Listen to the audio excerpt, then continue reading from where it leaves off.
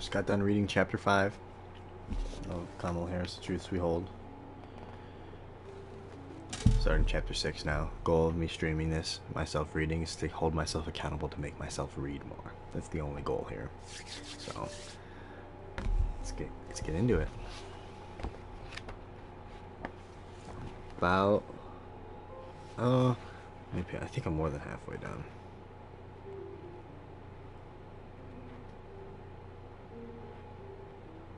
$281. Yeah, more than halfway done. Sick. Hoping the goal is to try and read 10 books this year. I think I have the next one I want to read lined up. But because last year I read, I think, 2, 1.5. The year before I read about 5.5, I think. So I'm gonna try and read more. Try and get some of myself. I have a lot of self-help books I want to get done because I'm tired of looking at them, and I have a lot more informative books I want to get to. And if I don't read those self-help books now, that's gonna make it a lot harder to get to them later. Here we go. Chapter 6. We are better than this. On February 16th, 2017, I gave my maiden speech on the floor of the United States Senate. It was a humbling experience. In recent years, the Senate has been known largely as a body of gridlock and partisanship. Once revered as the country's most deliberative body, it has often proved to be anything but. And yet, as I stood there, it was the giants of the Senate who came to mind, and the extraordinary work that had been done on that very floor. It was here that the New Deal came to life and the economy was saved. It was here that Social Security earned passage and later Medicaid and Medicare. The Civil Rights Act, the Voting Rights Act, the War on Poverty, all fought for and won right here in this body. At my Senate desk once sat Eugene McCarthy, who sponsored the Immigration and Nationality Act of 1965, which ended quotas and established rules aimed at reunifying immigrant families. I opened my speech exactly as those who know me would have expected. Above all, I rise today with a sense of gratitude for all those upon whose shoulders we stand. For me, it stands with my mother, Kamala Harris. I told her immigration story, the story of her self-determination, the story that made Maya and me and made us Americans. And I know she's looking down on us today, and knowing my mother, she's probably saying, Kamala, what on earth is going down there? We have got to stand up for our values. I didn't mince words. I talked about the unprecedented series of executive actions taken in the early weeks of the administration, actions that hit our immigrant and religious communities like a cold front, striking a chilling fear in the hearts of millions of good, hard-working people. I talked about the outsized impact on the state of California, because I believe California is a microcosm of who we are as Americans. I explained that we have farmers and environmentalists, welders and technologists, Republicans, Democrats, independents, and more veterans and more immigrants, documented and undocumented, than any state in the nation. When it came to DACA, I reiterated what I had said in Kelly's confirmation hearing, that we had promised recipients that we would not use their personal information against them, and that we could not go back on our promise to these kids and their families. I spoke as a lifelong prosecutor and former Attorney General of the largest state in this country, and when I said the administration's Muslim ban and immigration actions presented a real and present threat to our public safety. Instead of making us more safe, the increased raids and executive orders instill fear. For this reason, I said, studies have shown Latinos are more than 40% less likely to call 911 when they have been a victim of a crime. This climate of fear drives people underground and into the shadows, making them less likely to report crimes against themselves or others. Fewer victims reporting crime and fewer witnesses coming forward. I also talked about the economic consequences, noting that immigrants make up 10% of California's workforce and contribute $130 billion to our state's gross domestic product. Immigrants own small businesses. They till the land. They care for children and the elderly. They work in our labs, attend our universities, and serve in our military. So these actions are not only cruel, they cause ripple effects that harm our public safety and our economy. I closed my remarks with a call to action, that we have a responsibility to draw a line and say no. That as a co-equal branch of government, it is our duty to uphold the ideals of this country. The next month, I invited a young woman from Fresno who was a University of California at Merced alumna, a biomedical researcher, and a DACA recipient to be my guests at a joint session of Congress. Urena Aguilar's parents moved their family from Mexico to Fresno when Urena was just 5 years old. None of them had papers. Her parents were agricultural workers who supported the family by selling vegetables. Still, as Urena recalls, somehow they knew in order to succeed you have to have an education. Urena took her parents' message to heart, literally. Today she works at Rush Medical College in Chicago studying how the heart's electrical system functions. DACA made it possible for her to pursue her education and earn a PhD. Urena has described how, when she first heard about the creation of DACA, she cried with relief.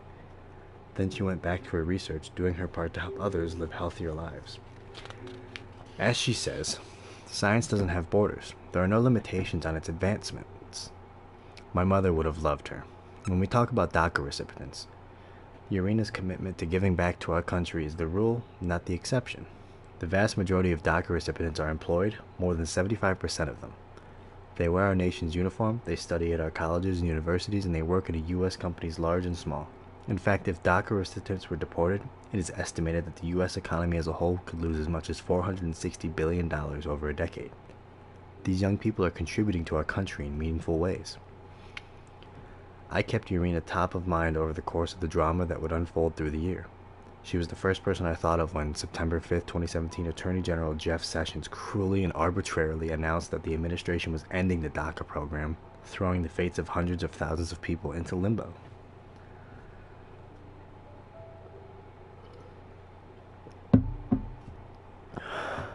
Without DACA, eligible young people who had been brought to the United States as children are faced with a terrible choice. They can live here without papers and in fear of deportation, or leave the only country they've ever known. They have no path to citizenship. They can't leave the country and get in line to immigrate here. There is no line. And for this administration, that's the point. Congress can fix this. There's a bipartisan legislation in the House and Senate that I have co-sponsored, the DREAM Act, which gives these young people a permanent path to citizenship. Every day that the DREAM Act goes unpassed is another day that they have to live in fear, despite having done everything we asked them to. I've met many dreamers over the years, and on a nearly daily basis throughout my first year in the U.S. Senate. They bravely came to Washington to meet with members of Congress and tell their stories. There was one day I was supposed to meet with 5 dreamers from California who were in town and as part of a small group from all over the country. The others wanted to join too, so I invited them into my conference room. It was packed, standing room only, with people lined up against the walls. This isn't boring, I'm just running out of breath talking. I haven't read out loud like this so much in a while. I was struck by one of the California kids, Sergio, who was a student at the University of California at Irvine. He talked about his mother working in Mexico, unable to make ends meet, and a decision she had made to come to the United States to give him a chance at a better life. He talked about how hard he had worked through school and how he had focused on a lot of his energy on doing outreach to help people get health care. Like so many dreamers, he was taking on a life of service. That's the thing about dreamers. They really do believe in the promise of this country. It is their country too. There was so much passion in Sergio's eyes, but I knew he was also frightened. The administration's decision to end DACA had been so dispiriting and demoralizing, so counter to the better history of our country, so counter to the promise of opportunity on which he relied.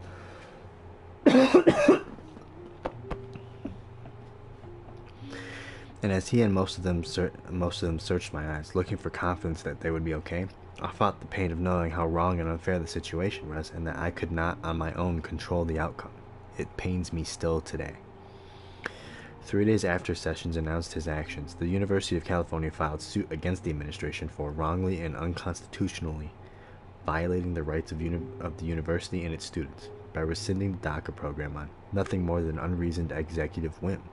The president of the University of California system, Janet Napolitano, had served as President Obama's Homeland Security Secretary and had been responsible for drafting and overseeing the DACA program as originally conceived. For her, and for all of us, this was personal.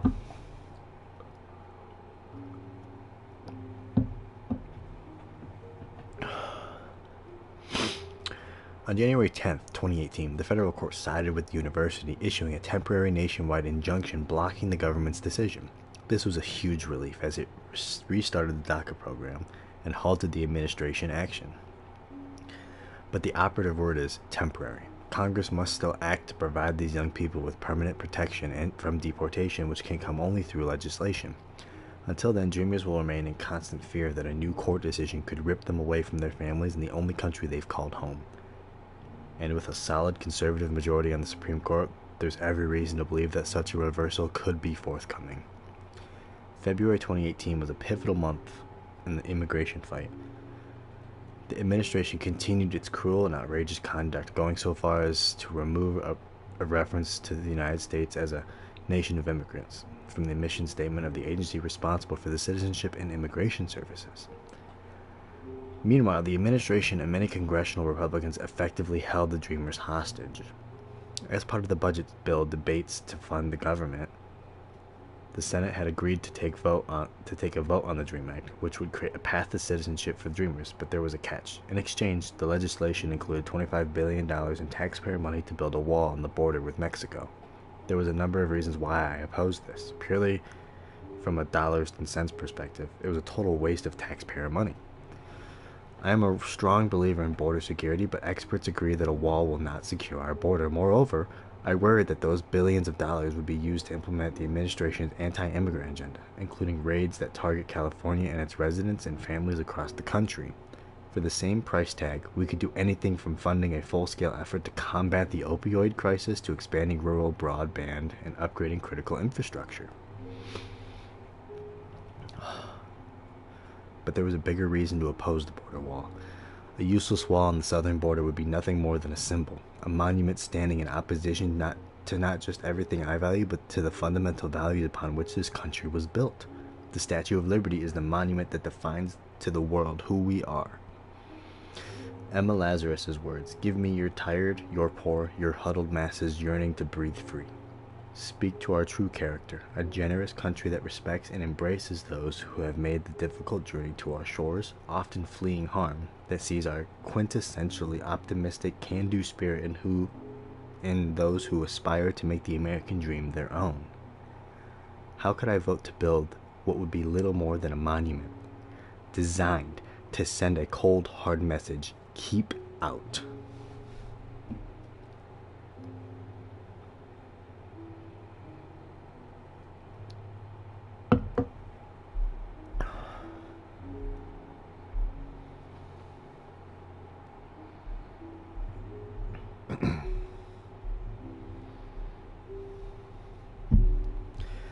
The immigration debate is so often defined by false choices. I remember a town hall I held in Sacramento where a group of president's supporters showed up. One man said that he thought I cared more about undocumented immigrants than I cared about the American people. It was a false choice. I care deeply about them both. Similarly, the budget debate was offering a false choice: fund the government or oppose the wall. I believe we could do both. She's right, you know.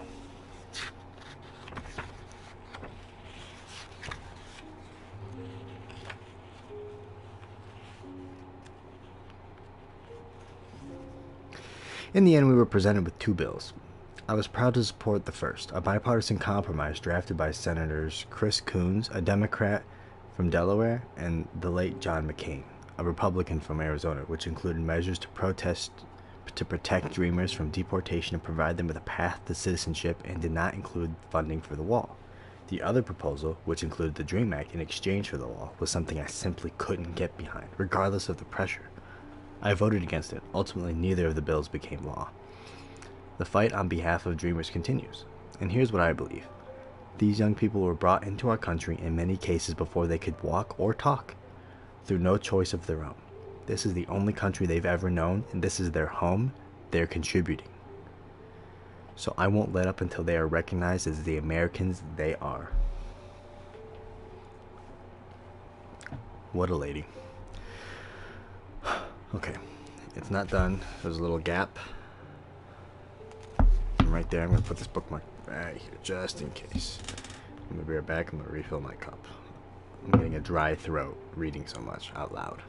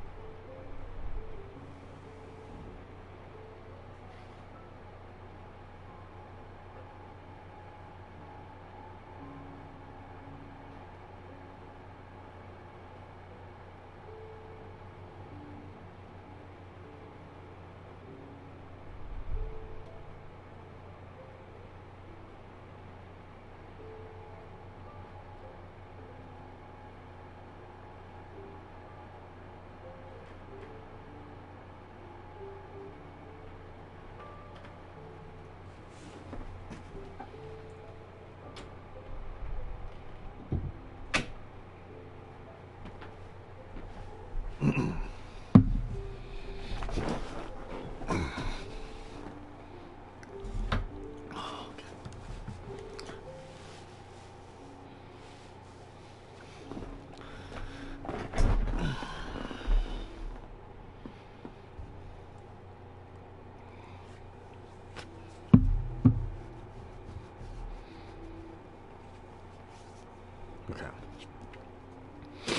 Page 166. There's a region in Central America known as the Northern Triangle, which includes three countries: El Salvador, Guatemala, and Honduras. Together, these countries have the menacing distinction of being among the most violent in the world. Between 1979 and 1992, El Salvador was undone by a civil war that left many as 75,000 dead. Between 1960 and 1996, Guatemala's civil war resulted in the deaths of 200,000 civilians. Honduras didn't have a civil war of its own, but the violence in neighboring countries bled across its borders and made it, too, one of the world's most dangerous places to live. I think it's... I need to get warm liquids. Try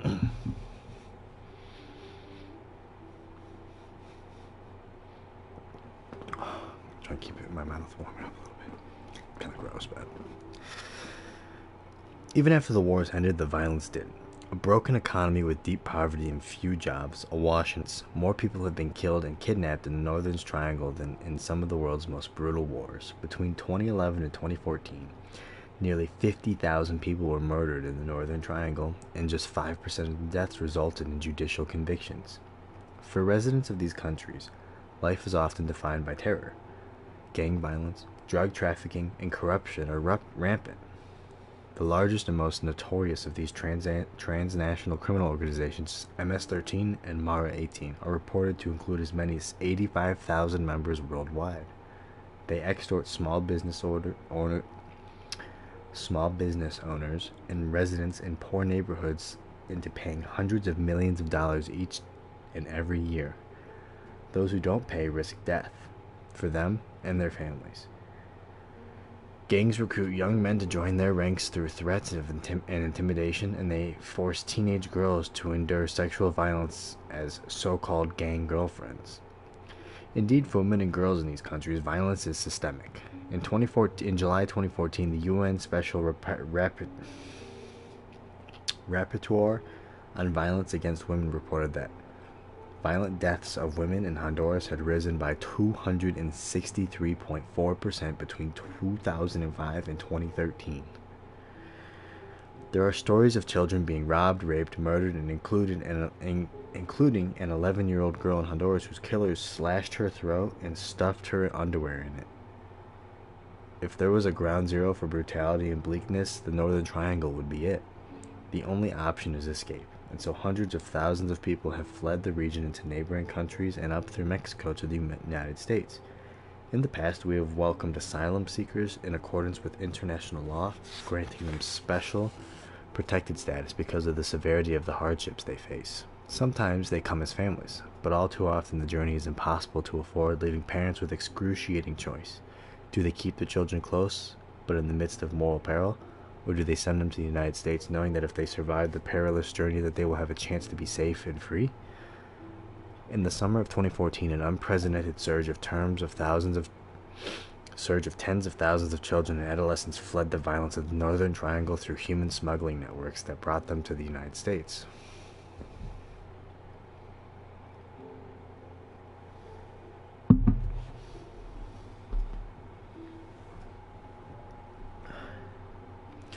I was Attorney General at the time, sitting at home watching the evening news when I saw the image that struck a chord. In Murrieta, California, a town roughly halfway between Los Angeles and San Diego, several buses carrying roughly 140 undocumented children and parents were on their way to a processing center.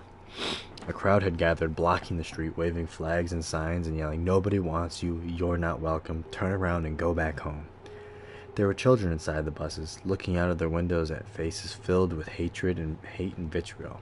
Their only wrong was that they had fled horrific violence. And it wasn't just the protesters in the streets. At the same time, a big push was coming out of DC to expedite the decision-making process so that they could quickly turn undocumented kids and families back.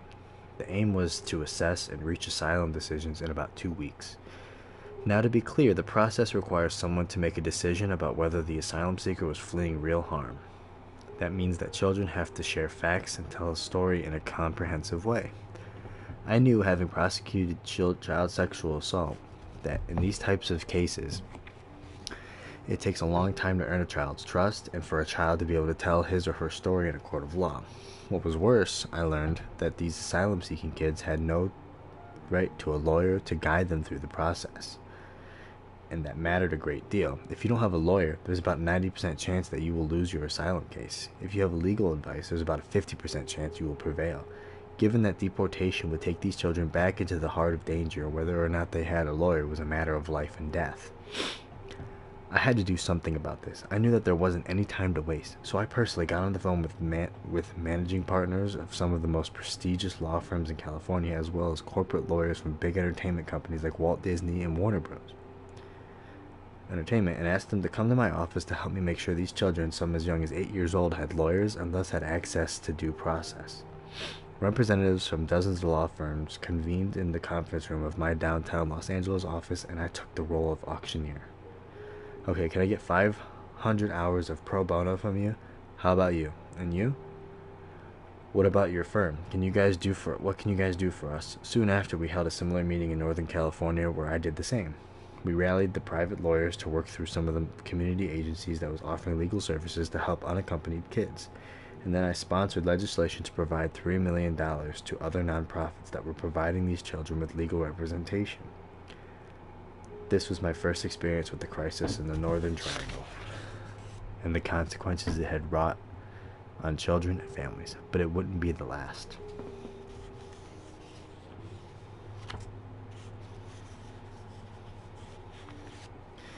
In January 2017, one of the new administration's first orders of business was signing an executive order that revoked the temporary protected status of immigrants from the Northern Triangle.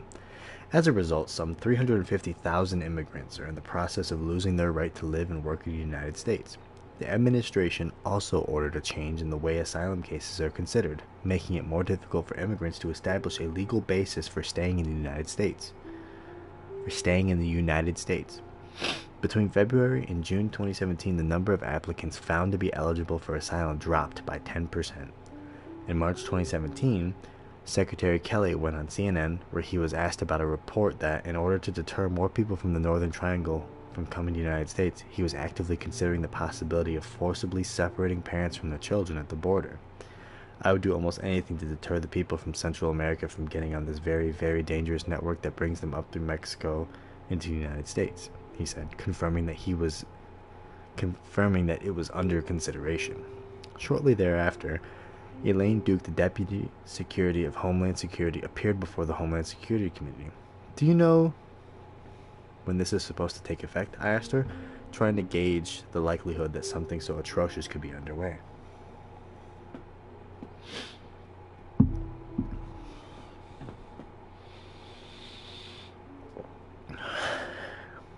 It is not a decision, she said. The secretary, I talked to him personally about it. He considers it still a possibility. They are looking at a wide range of deterrence, and it was raised as a possible method of deterrence, but there was no decision made and there was no implementation plan currently. It was an unacceptable answer. Next month, when Kelly appeared before the committee, I grilled him on the issue. He was evasive about whether his policy was under consideration, but he refused to rule it out. So are you unwilling, sir, to issue a written directive that it is the policy of this department to not separate children from their mothers unless the life of the child is in danger? I do not need to do that.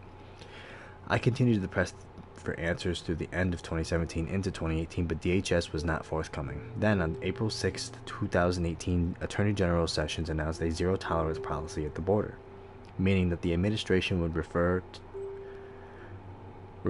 for criminal prosecution at any adult.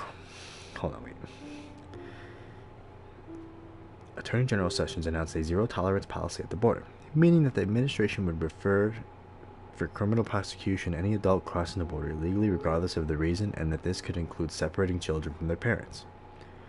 We learned through the New York Times report several days later that despite DHS's insistence that there was no separation policy, 700 children had been separated from their parents since the previous October, including 100 who were under the age of 4. There are few things more cruel, more inhumane, more fundamentally evil than ripping a child from her parents' arms. We should all know this to be true on a gut level, but if we need more proof, we could look at a statement released by Dr. Colleen Kraft, president of the American Academy of Pediatrics, on behalf of the organization, stating that she was appalled by the new policy. Dr. Kraft wrote about the extraordinary stress and trauma of family separation, which can cause irreparable harm, disrupting a child's brain architecture and affecting his or her short and long-term health. These findings are shared by the American Medical Association, which has called for the end to the policy, noting that the children of the U.S. government forcibly separated from their parents may be scarred for life. They don't care.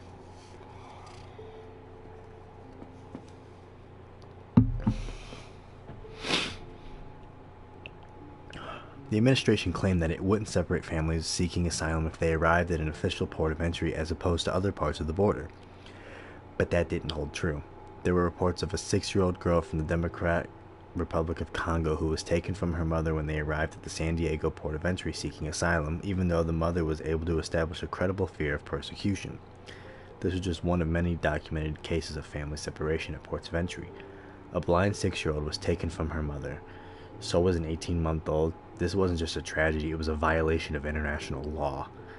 It was a human rights abuse, and the toll it took was not just on the children. After a man from Honduras was separated from his wife, after his 3-year-old son was ripped from his arms, after he was placed in an isolation cell, the trauma led him to take his own life. On May 15th, Kirstjen Nielsen, who had been confirmed as Homeland Security after Kelly was named White House Chief of Staff, came before our committee. I told her that I was extremely concerned about the administration's repeated attacks on some of the most vulnerable communities, children and pregnant women in particular, as enforced by DHS. I pointed to the DACA program, to the separation of children at the border, and to an agency directive that allows for more detentions of pregnant women.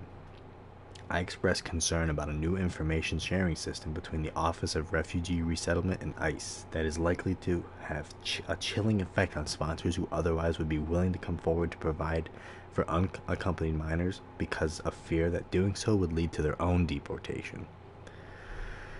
I also noted that the previous week, the Washington Post had reported that Nielsen was considering undermining an agreement that ensures standards of care for immigrant children, such as the provision of meals, recreation, and calls for them to be placed in the least restrictive setting possible.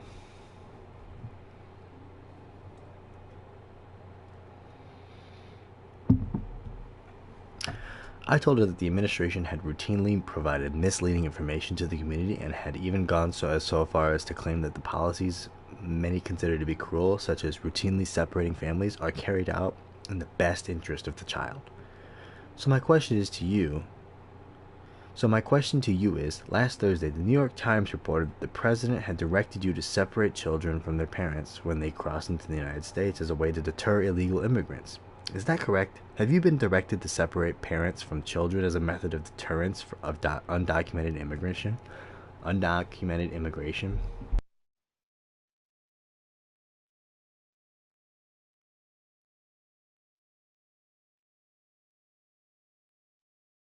I have not been directed to do that for purpose of deterrence, no. What purpose have you been given for separating parents from their children? So my decision has been that anyone who breaks the law will be prosecuted. If you're a parent, or you're a single person, or you happen to have a family, if you cross between the ports of entry, we will refer you for prosecution. You have broken U.S. law. Again, I pressed. So your agency will be separating children from their parents. No, what we'll be doing is prosecuting parents who have broken the law, just as we do every day in the United States of America. But if the parent has a 4-year-old child, what do you plan on doing with that child? The child, under law, goes to HHS for care and custody. They will be separated from their parent, and so my question, just like we do in the United States every day. So they will be separated from their parent, and my question then is, when you are separating children from their parents, do you have a protocol in place about how that should be done? And are you training the people who will actually remove a child from their parent on how to do that in the least traumatic way? I would hope you do train on how to do that. And so the question is, and the request has been, to give us the information about how you are training and what the protocols are for separating children from their parent. Look, I gotta see this hearing. That's confirmation. I'm happy to provide you with the training information, she said, though she never did. Once again, Nielsen made the false claim that she had stuck with through the entire process. Again, we do not have a policy to separate children from their parents, she said. Our policy is that if you break the law, we will prosecute you. You have an option to go to the port of entry and not illegally cross into our country. Let's call it what it is. The White House and the DHS were using children, babies, as pawns in a profoundly misguided and inhumane policy to deter immigration. Attorney General Sessions admitted as much, proudly, it appeared, while quoting scripture to justify the abuse. Oh boy.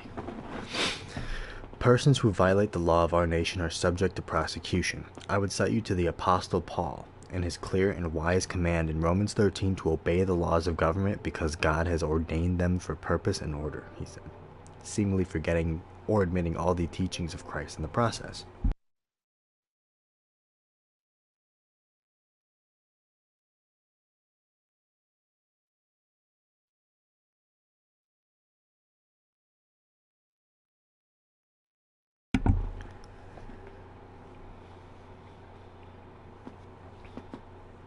For an added dose of cruelty, Sessions got rid of the right of women and children to seek asylum because of domestic abuse.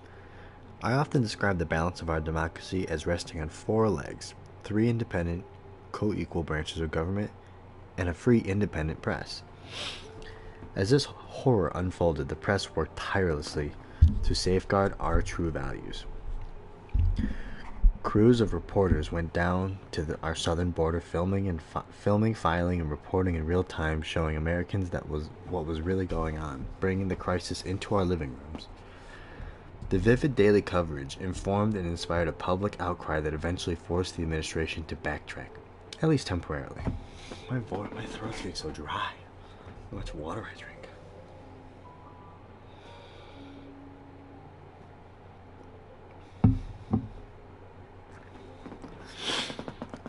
On June 20th, 2018, the president signed an executive order that ended its family separation practice, but that did not put an end to the story.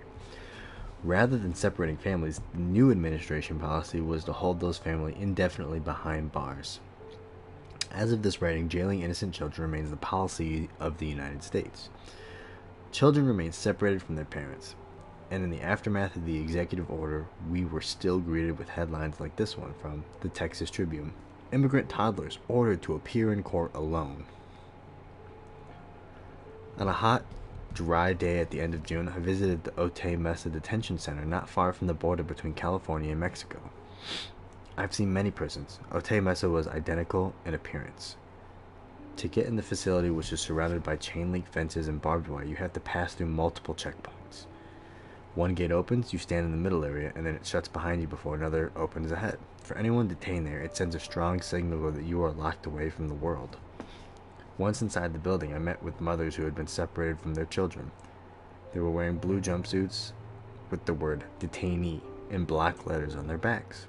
I asked the facility staff to give us some privacy. They stood about 20 yards away, while I asked the mothers about their experiences and came to understand the deep trauma they had endured.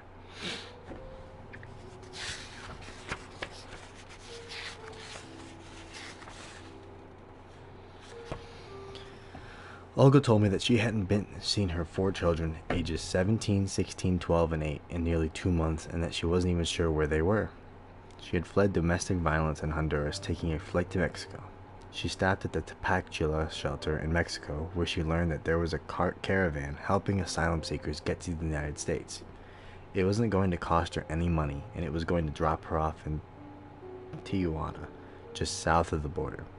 It provided her and her family with food on the journey and offered to help her with the process of seeking asylum. She said she traveled by airline, train, and bus, and at some points walked, though she was often able to hitchhike. People along the way had wanted to help. When she had arrived in Tijuana, She and her family were taken to churches and shelters and eventually presented themselves to the U.S. Border Patrol. They were led to a holding cell and told to wait to be processed.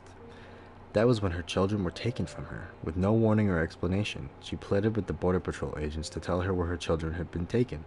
She presented their birth certificates. She needed answers, desperately, but no answers were given. All she knew was that her 3 girls had been held together while her son was all by himself. Eventually, a social worker was able to connect her by phone to her kids, who weren't sure exactly who they were, where they were. She had come to believe that they were all in New York City, and though they said that they were okay, it was hard to imagine that this could be true. I must be getting sick or something. It's never this dry, even with the fan on. Another woman from Honduras had a similar story. She, too, had fled the country because she was being abused, and she brought her 8-year-old son, Mauro, with her. Her son was also taken from her cell with no explanation. The deportation officers told her that he was in Los Angeles, but even they weren't sure. She had brought him with her because she thought he would be safe in the United States, but now that hope seemed lost.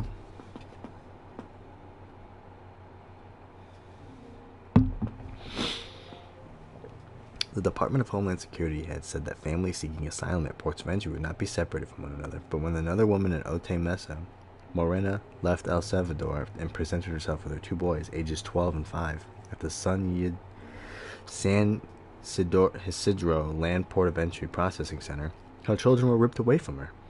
She pleaded with the agents not to take her kids, but to no avail. She had to wait 15 days to call her sons because detainees were charged 85 cents per minute for calls, and she didn't have any money. She had to earn some by working at the facility. Marina had worked for 7 days straight and was paid only $4. Olga had worked for 12 days and she was paid just $4. Also just paid $4. They said that when they tried to report abuse, they were yelled at.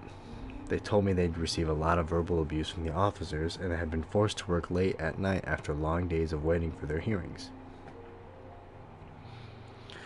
6 weeks had passed and Marina was still unable to get in touch with her children. She called the facility where she was told they'd been taken, but the phone just kept ringing with no answer. She told me that the only time they were allowed to make phone calls was when their kids were in class and unavailable. Marina said that she was finding it hard to eat because she was so distraught over not seeing or speaking to her children in such a long time.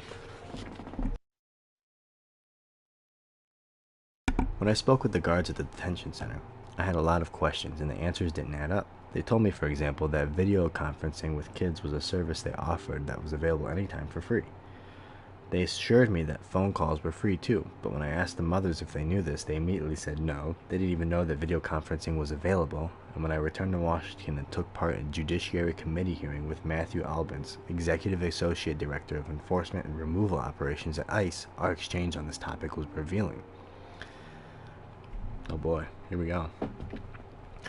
I told Albers how, during my visit to Otay Mesa, I'd learned from the parents being detained that they were there performing labor, such as cleaning toilets or doing laundry. They are paid $1 a day. Are you familiar with that policy or practice? I asked. Many of the individuals that are in ICE custody are eligible to apply and work in a voluntary work program, Albans replied. It's not mandatory, it's voluntary if they choose to do so. Many do choose to do so, just to pass the time, while they are awaiting their hearing for their removal. Do you think that people voluntarily choose to clean toilets to pass their time? Is that what you're saying? I can say that we have a large number of individuals within our custody that volunteer to work in the work program. To clean toilets? Sir, is that what you're saying? I don't know every task that these individuals are assigned, but again, it's voluntary.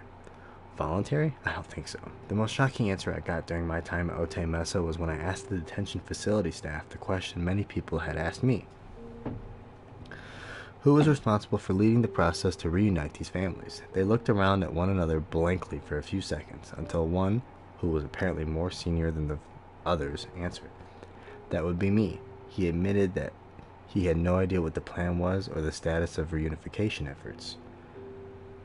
We would later learn that federal records linking parents and children had disappeared. In some cases, for unfathomable reasons, records had actually been destroyed. When a federal court ruled that families had to be reunited within 30 days, government officials had to resort to DNA tests to try and figure out which children belonged with which family. Before I left the detention facility, I reassured the mothers that they weren't alone, that there were so many people standing with them and fighting for them, and that I would do everything in my power to help them.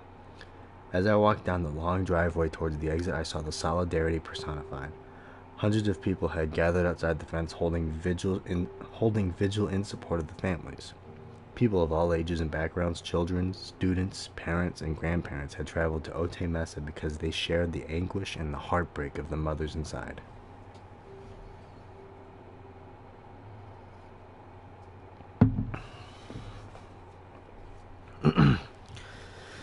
I joined the throng of supporters, many of whom were carrying signs. Estamos con ustedes. Families belong together. We won't back down. Beneath the blazing summer sun, I told the press what I had seen. These mothers have given their testimony, if you will, have shared their stories, and they are personal stories of a human rights abuse being committed by the United States government. And we are so much better than this, and we have got to fight against this. This is contrary to all the principles that we hold dear, and they give us a sense of who we are when we are proud to be Americans, but we have no reason to be proud of this. These mothers had made the dangerous journey to America with their children because they knew that the danger of staying in their home country was even worse. They have had the legal right to seek asylum, but when they arrive, they are called criminals. We treat them like criminals. This is not a sign of a civil society, nor is this a sign of compassion. The United States government has brought great shame to the American people. The values at stake here are so much bigger than an immigration debate. Nothing makes a child feel more secure than being tucked in by a parent at the end of the day, getting a kiss and a hug, a goodnight story, falling asleep to the sound of their voice. Nothing is more important to a parent than talking with their child at night before the child goes to sleep, answering their questions, comforting and reassuring them in the face of any fears, making sure that they know that everything will be okay. Parents and children everywhere relate to these rituals. They are a part of the human experience. As family reunification began, we heard horrific stories that showed us just how shameful this administration's actions had been. The Los Angeles Times reported on a 3-year-old boy who was separated from his father at the border. At night, Andrew sometimes wakes up screaming in the bunk bed he shares with his mother and baby brother. We saw a video of 6-year-old Jefferson reunited with his father after nearly 2 months of separation. The child's body was covered in a rash. His face was bruised. His eyes were vacant. His father cried, enveloping the boy in a hug. Jefferson was stiff and expressionless. We also learned, through PBS NewsHour, of a 14-month-old who was returned to his parents after 85 days covered in lice, apparently not having been bathed. It is hard to imagine anything crueler than such a blatant state-sponsored child abuse. A mother who was separated from her children that said that she had been kept in a cell with nearly 50 other mothers. She recounted that officers told them that they weren't allowed to eat because they were asking about their children. A pregnant woman fainted out of hunger. She said of the separated children that they had no shoes or blankets in the detention center, that there were people in the cells who had to sleep on their feet. The children were demeaned, she said, called animals and donkeys. These are surely just the examples we know, representative of horrors in the thousands that we may never hear of. These children, ripped away from their parents, will suffer lifelong trauma because of the actions of this administration. This behavior is not just immoral, it is inhumane. And I've introduced a bill in the Senate to put body cameras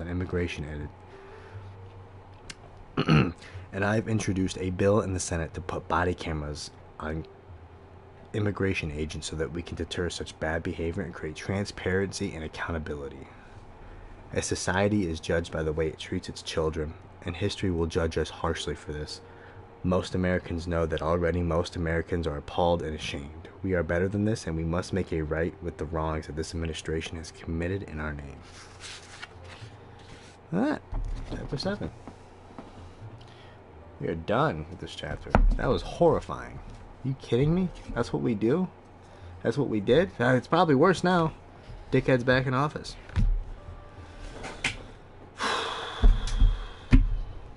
toughie. That was not a fun one. That was not a fun one.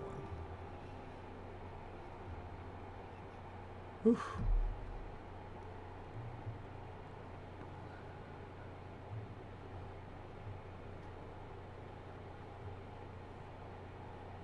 That might have nudged me a little bit more, because I'm in the stance of like, yeah, if you're illegal, you should probably get deported. But I'm kind of getting pushed more and more to the stance of like where the people are like, no person is illegal. I'm getting kind of pushed more because I don't think you can delegate. You can trust humans to you can trust humans to what do you call it? Because like with the death penalty, I don't like the death penalty because I can't trust humans to relinquish those, or to do the process, right? I don't trust humans in the system because we make mistakes. We're not infallible. We make mistakes, and so by that definition, innocent people will die in the death penalty. And I feel the same way in a similar way with immigration now, because we can't be trusted to treat these people like people. Inherently, we have a problem where we're just fucking separating kids from their parents, right? There was a Senate confirmation. She was pressing this lady, hey, so you have a policy to separate children from their parents. And they said, no, we have a system that prosecutes parents. And if they so happen to have children, the parents shouldn't have broken the law. So motherfucker, you are saying you have a separation policy that will separate, right?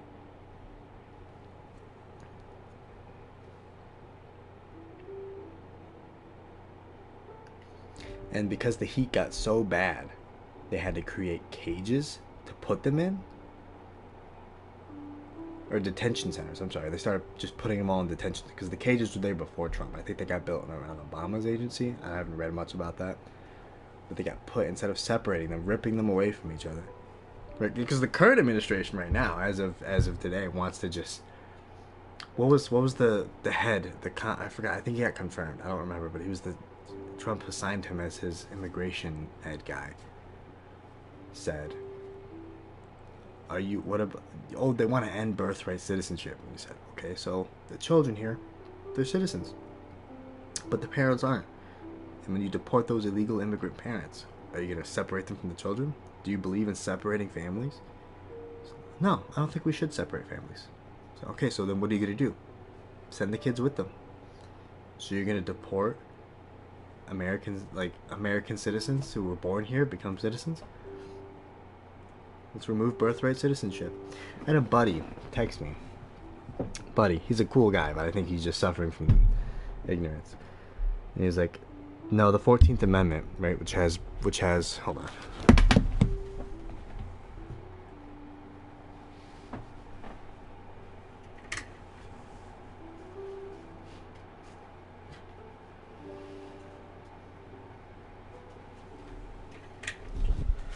Fourteenth Amendment.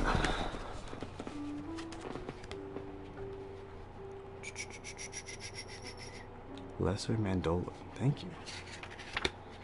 Where is it? I have it in here. Yeah, right here. Amendment 14.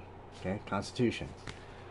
All persons born or naturalized in the United States and subject to the jurisdictions thereof are citizens of the United States and of the state wherein they reside. Right? It's just crazy to me. He was like, hey, no, that was more about making people who were slaves here automatically into citizens. It's not for prego Mexicans. I was like, okay, so first of all, that might be true, but that still applies to people who are born here, dog. You can't just rip that away because you don't like anchor babies. I'm sorry, that's just not how that works. God.